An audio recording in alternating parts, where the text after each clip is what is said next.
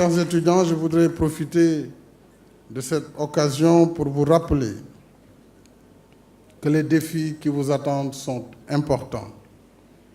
Celui qui me paraît être le plus évident est celui de l'apprentissage à la citoyenneté, à la construction de la paix et au respect des valeurs qui nous sont communes, qui sont les valeurs de la République. Vous savez, j'ai été dirigeant du mouvement étudiant. Il n'y a qu'à aller dans les archives de la Fac des sciences. J'ai été le président des élèves ingénieurs de l'amicale des élèves ingénieurs de l'IST.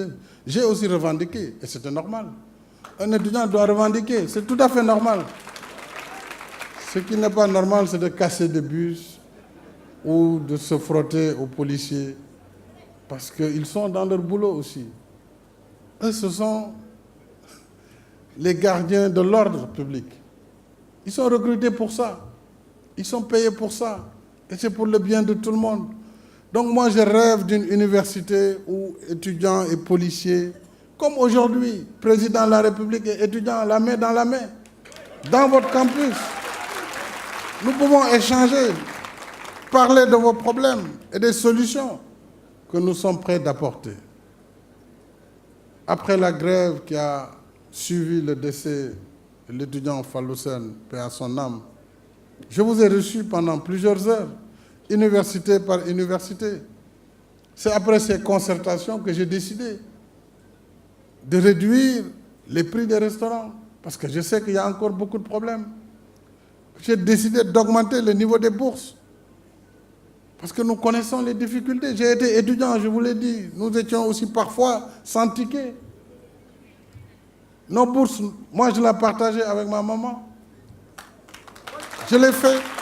Donc je sais combien la bourse qui est donnée à l'étudiant est fondamentale dans sa formation.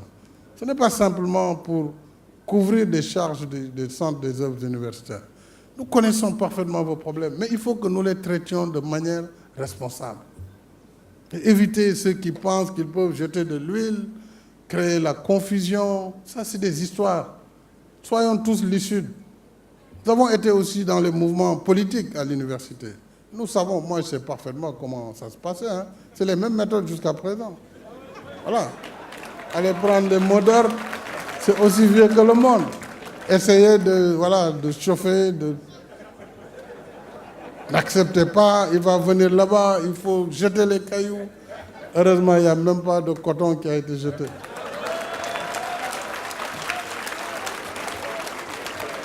C'est pour vous dire simplement que je suis prêt à travailler avec vous. Mon gouvernement est prêt à travailler avec vous, votre ministre de l'Enseignement supérieur, les autorités, les recteurs, qui sont vos autorités académiques, mais aussi les directeurs des centres des œuvres universitaires, pour justement qu'il y ait un dialogue permanent, afin de régler les problèmes, puisque des problèmes, il y en a. Le nombre d'étudiants qui arrivent par an fait qu'il est difficile de satisfaire à temps réel les demandes de logement, par exemple, les demandes dans les restaurants. De notre temps aussi, on faisait des queues pendant 1h, 1h30. Parfois, vous retournez en cours sans déjeuner. Parce qu'il y avait à l'époque qu'un seul restaurant au coude, plus un restaurant argentin qui vient d'être réhabilité, qui était là. Pour à l'époque, 20 000 étudiants. Aujourd'hui, ils sont 100 000 étudiants. C'est de vrais défis. Et nous sommes là pour régler ces problèmes. Donc, soyez rassurés que vous trouverez en moi, en mon gouvernement, des partenaires prêts à vous aider pour vous préparer à votre vie de demain. Il ne fait de doute que certains d'entre vous seront bientôt promus aux plus hautes fonctions de l'État. Cela se prépare dès à présent. Vous devez donc développer le culte de l'excellence. C'est d'abord cela. Et un étudiant, un dirigeant étudiant doit d'abord réussir. Sinon, comment il va diriger ses camarades ?